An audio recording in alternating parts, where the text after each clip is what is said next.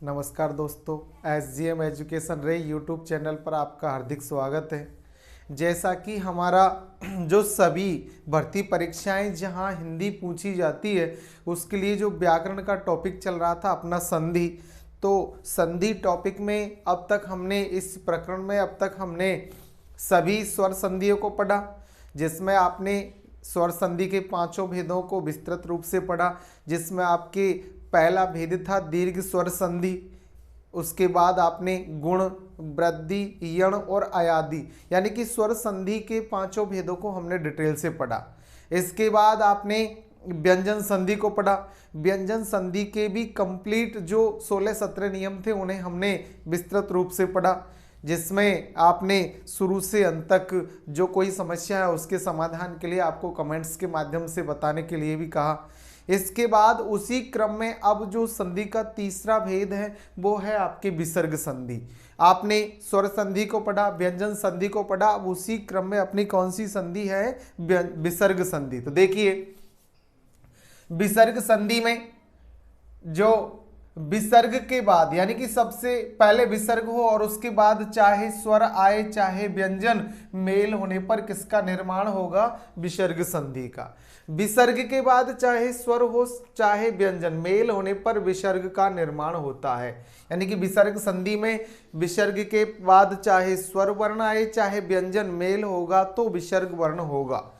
विसर्ग तथा अघोष वर्णों का मेल, यानी कि विसर्ग के बाद, ये विसर्ग है और विसर्ग के बाद अघोष वर्ण यानी कि प्रत्येक वर्ग का, सघोष में हमने पढ़ा, अघोष में है प्रत्येक वर्ग का पहला और दूसरा वर्ण, जैसे कै खे, गे घे, कै खे, चे छे, चे छे, टे ठे और उसके बाद ते थे, पैफ है। ये आपके 10 वर्ण और साथ में से और से, ये आपके सभी अघोष वर्ण है। यानी कि किसी भी वर्ग का प्रथम और द्वितीय वर्ण और 3 सघोष तीन आपके जो महाप्राण वर्णों में से, या यूं कह सकते हैं कि ऊष्म वर्णों में से। तो अघोष वर्ण यानी कि किसी भी वर्ग का पहला और दूसरा वर्ण, कै खे, चे छे, टे ठे, ते थे, पे फे और आपके ऊष्म वर्णों में से। इस प्रकार ये संख्या में 13 वर्ण आपके अघोष वर्ण है। कौन से वर्ण है? अघोष। तो विसर्ग के बाद इन अघोष वर्णों में से कोई सा भी वर्ण आए, विसर्ग के साथ मेल होने पर होने वाला परिवर्तन इन संधियों में हम पढ़ेंगे, इन नियमों में हम पढ़ेंगे।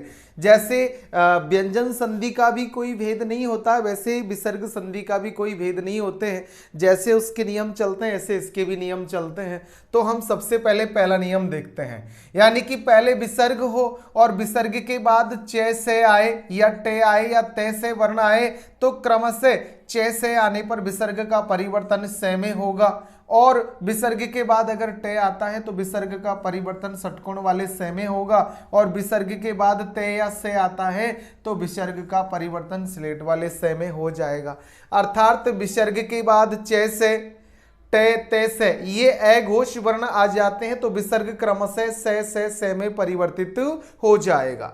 जैसे यहां पहला नियम हम देखें, विसर्ग के बाद चे या से वर्ण आते तो विसर्ग का से हो जाता है। जैसे पुरश्चरण, यशस शरीर, मनश्चेतना, पुनश्चर्या, तपश्चर्या, ज्योतिश्चरण, चतुश्लोक, निशंक, निशुल्क, दुस्सील, दुस्शासन आदि ये शब्द आपके विसर्ग के बाद चे और से के मेल से बने हुए हैं तो विसर्ग का परिवर्तन से में हो जाना है। जैसे इसका संधि करें तो हो जाता है आपके मने प्लस चेतना, मने प्लस चेतना।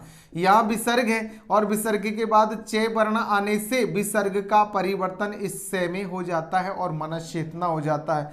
इसी प्रकार इसका करें निहि प्लस शुल्क, निहि प्लस शुल्क, तो विसर्ग के बाद से आने से विसर्ग का परिवर्तन भी से में हो जाता है, इस ये निशुल्क और इसी प्रकार नी प्लस शंख निशंक, दु प्लस शील दुशील आदि ऐसे ही शब्द है। इसका करें तो पुरह प्लस चरण, यशः प्लस शरीर, मनः प्लस चेतना, पुनः प्लस चर्या, तपः प्लस चर्या, दो ज्योतिष प्लस चरण, चतुष प्लस लोक, नी प्लस शंख, नी प्लस शुल्क, दु प्लस शील या दु प्लस शासन। जैसे विसर्ग के बाद आपके इन वर्णों में से कोई सा भी वर्ण आए, विसर्ग का परिवर्तन स में हो जाता है, शब्द हो जाएगा दुशासन।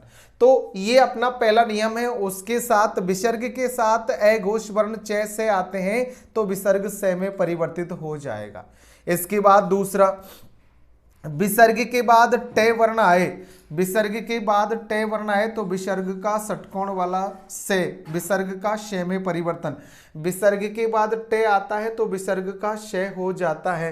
जैसे धनुष्टिका, धनु प्लस टीका, चतुष्टिका, चतु प्लस टीका, धनुष्टंकार, धनु प्लस टंकार, चतुष्टंकार, चतु प्लस टंकार। जैसे इसका करें तो धनु प्लस टीका, तो यहाँ विसर्ग के बाद ट वर्ण आने से विसर्ग का षटकोण वाले स में परिवर्तन हो जाता है। इसी प्रकार चतु प्लस टंकार, तो यहाँ आपके वही त वर्ण के बाद चतुष धनुष टीका, धनु प्लस टीका, ये चतुहु विसर्ग के बाद ट आने से विसर्ग का षटकोण वाले स में परिवर्तन। इस प्रकार हमने देखा कि विसर्ग के बाद ए घोष वर्ण ट आता है तो विसर्ग का षटकोण वाले स में परिवर्तन हो जाता है। इसी का पहले नियम का तीसरा पार्ट, विसर्ग के बाद त या से वर्ण आए तो विसर्ग का स्लेट वाले स में परिवर्तन हो जाता है। जैसे शिरस्त्राण, मनस्ताप, नमस्ते, तमस्तूर्य, तपस्तेज, निस्तेज, निस्तारण, निस्तरंग। तो इसका संधि करते हैं तो हो जाता है सिरह प्लस त्राण, सिरह प्लस त्राण। विसर्ग के बाद ते और रे यानी त्रे, तो यहाँ विसर्ग के बाद ते वर्ण आने से विसर्ग का स्लेट वाले स में परिवर्तन। मनः प्लस ताप, नमः प्लस ते, नमः प्लस ते, तो यहाँ विसर्ग है, विसर्ग के बाद ते आने से इसका परिवर्तन स्लेट वाले स में। तमह प्लस तूर्य, तपह प्लस तेज, नी प्लस तेज, नी प्लस तारण, नी प्लस तरंग आदि शब्द आपके हो जाते हैं। यानी कि नियम पहला कहता है कि विसर्ग के बाद च से हो, ट हो, त से हो तो विसर्ग का परिवर्तन क्रमशः स में होगा। ये हमने यहाँ एग्जाम्पल उदाहरण देखे। इसके बाद दूसरा नियम कि विसर्ग के बाद क प फ वर्ण आते हैं, विसर्ग वर्ण हो और विसर्ग के बाद क फ प वर्ण हो तो विसर्ग का परिवर्तन क्रमशः अपने पूर्व स्वर के अनुसार होगा। यानी कि विसर्ग से पहले कौन सा स्वर आ रहा है उसके आधार पर यह विसर्ग का परिवर्तन होगा। तो यहां देखें इसी दूसरे नियम का पहला पार्ट कि यानी कि विसर्ग के बाद क प फ ए घोष वर्ण हो और विसर्ग से पूर्व ए आ स्वर आते हैं तो विसर्ग का स स्लेट वाले स में परिवर्तन हो जाता है। कंडीशन है विसर्ग से पहले ए आ स्वर हो, जैसे नमस्कृत, नमस्कार, नमस्कर्ता। तो यहाँ जैसे नमः प्लस कार विसर्ग है, विसर्ग के बाद के यानी के पे फे में से कोई भी आए तो विसर्ग का परिवर्तन क्रमशः स्लेट वाले स में हो जाता है और शब्द हो जाता है नमस्कार। तो नमः प्लस कृत, नमः प्लस कार, नमः प्लस कर्ता, ऐसे ही पुरः प्लस कृत, पुरः प्लस कार, पुरः प्लस कर्ता, ऐसे ही वाचः प्लस पति, ब्रह प्लस पति, वयस्क, वय प्लस के। तो विसर्ग के बाद के आने से विसर्ग का परिवर्तन स्लेट वाले से में वयस्क। तिरस्कृत, तिरह प्लस कृत, तिरह प्लस कार, तिरह प्लस कर्ता, मनः प्लस के, परह प्लस पर, भा प्लस कर, यशः प्लस कर, श्रेय प्लस कर, सिरह प्लस कर। यानी कि हमने देखा कि विसर्ग के बाद कै पे फे वर्ण ए घोष वर्ण हो और विसर्ग से पूर्व ए और आ स्वर हो तो विसर्ग का परिवर्तन स्लेट वाले श में हो जाता है। ये उदाहरण हमने देखे। इसी क्रम में अगर माना कि विसर्ग के बाद कै पे फे हो और विसर्ग से पूर्व ए आ स्वरों के अलावा अन्य स्वर आ जाए तो इससे बनने वाले शब्द देखें कि विसर्ग के बाद कै पै फै वर्ण हो और विसर्ग से पूर्व ई और ऊ स्वर हो तो विसर्ग का षटकोण वाला से हो जाता है। जैसे बहिष्कृत, बहिष्कार, बहिष्कर्ता, आविष्कृत, आविष्कार, आविष्कर्ता, ज्योतिष्पथ, ज्योतिषफल, ज्योतिष्कृत, चतुष्कोण, चतुष्पथ, चतुष्पद, चतुष्फल, धनुष्कोटि, निष्कलंक आदि शब्द है। तो देखो बहिष्कृत का संधि करें तो हो जाता है वही, वही प्लस कृत, वही प्लस कृत। तो विसर्ग के बाद कै वर्ण आने से विसर्ग का आपके षटकोण वाले से में परिवर्तन हो जाता है। यानी कि विसर्ग से पूर्व ई और ऊ स्वर आता है तो विसर्ग का परिवर्तन षटकोण वाले से में हो जाता है। ऐसे ही बही प्लस कार, वही प्लस कर्ता, आभि प्लस कृत, आभि प्लस कार, आभि प्लस कर्ता। ऐसे ही ज्योति प्लस पथ, ज्योति प्लस फल, ज्योति प्लस कृत, ज्योति, चतु प्लस कोण, चतु प्लस पथ, चतु प्लस पद।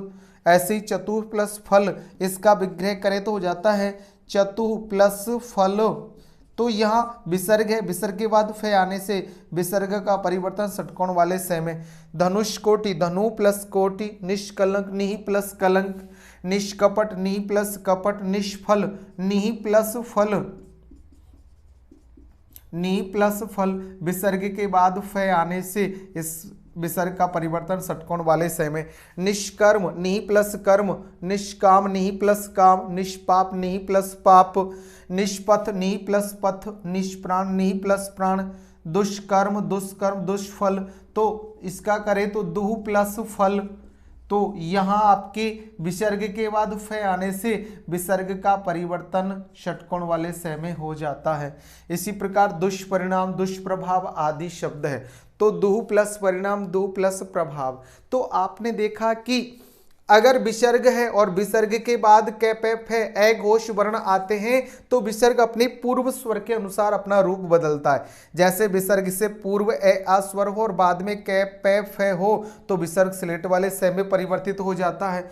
और विसर्ग के बाद कै पे फे ए घोष वर्ण हो और विसर्ग से पूर्व ई ऊ स्वर हो तो विसर्ग का षटकोण वाले से में परिवर्तन हो जाता है। इस प्रकार हमने देखा कि विसर्ग संधि में विसर्ग के बाद अगर ए घोष वर्ण आते हैं तो विसर्ग किस प्रकार अपने आप के रूप को बदलता है। जैसे विसर्ग के बाद ए घोष वर्ण जैसे या टे तैसे हो तो विसर्ग क्रमशः से में बदल जाता है। और विसर्ग के बाद कै पे फे हो और ए घोष वर्ण आए विसर्ग के बाद तो विसर्ग पूर्व स्वर के अनुसार परिवर्तित हो जाता है। इसी प्रकार अब अगली कक्षा में हम पढ़ेंगे विसर्ग के बाद अगर से घोष वर्ण आए तो उनके मेल से विसर्ग का परिवर्तन। ये आज हमने देखा विसर्ग संधि के पहले और दूसरे नियम। अगर आपको इनमें कोई समस्या हो तो कमेंट से बताएं, अपने मित्रों को लाइक, शेयर और सब्सक्राइब करने के लिए कहें, खुद भी करें। अच्छा पढ़े और आगे बढ़े। धन्यवाद।